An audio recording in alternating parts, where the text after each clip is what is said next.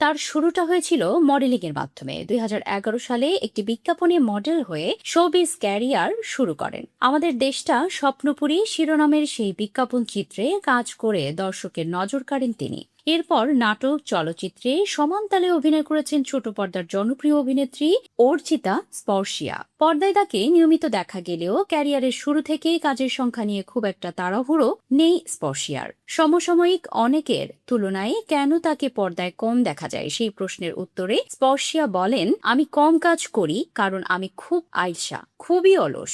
আমার জীবনে যেহেতু খুব একটা ডিমান্ড নেই, আমি খুবই সাধারণ মানুষ। অভিনেত্রীর ভাষ্য, আমাকে বাইরে থেকে দেখলে অনেকে মনে করে যে আমি খুব মুডি বা খুব হাইফাই লাইফস্টাইল আমার।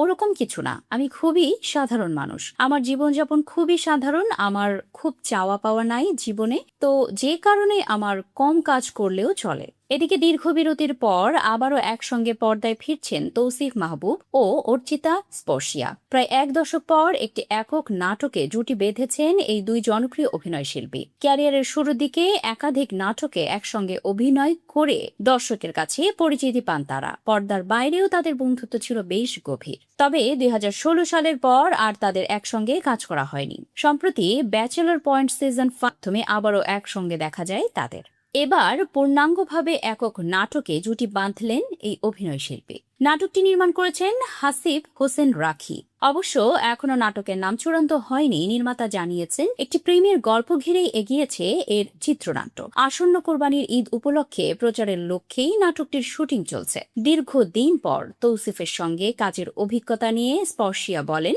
আমাদের ক্যারিয়ার প্রায় একই সময়ে শুরুতে আমরা একসঙ্গে অনেক কাজ করেছি। পরে আমি কিছু সময় নাটকে অনিয়মিত ছিলাম, তাই একসঙ্গে কাজ হয়নি। এখন আবার ফিরে এসে একসঙ্গে কাজ করছি। ভীষণ ভালো লাগছে। এতদিন পরও আমাদের বোঝাপড়ায় কোনো সমস্যা হচ্ছে না, বরং আমরা আরো প্রফেশনাল হয়েছি। চিত্র তারকা সাকিব খানের সঙ্গে নবাব এলএলবি, আসাদুজ্জামান আবিরের সঙ্গে কাঠ বিড়ালি, তারিক আনাম খানের সঙ্গে আবার বসন্ত সহ একাধিক চলচ্চিত্রে অভিনয় করে প্রশংসিত হয়েছেন তিনি। অভিনয়ের নতুন মাধ্যম ওটিটিতেও তার অভিষেক ঘটেছে।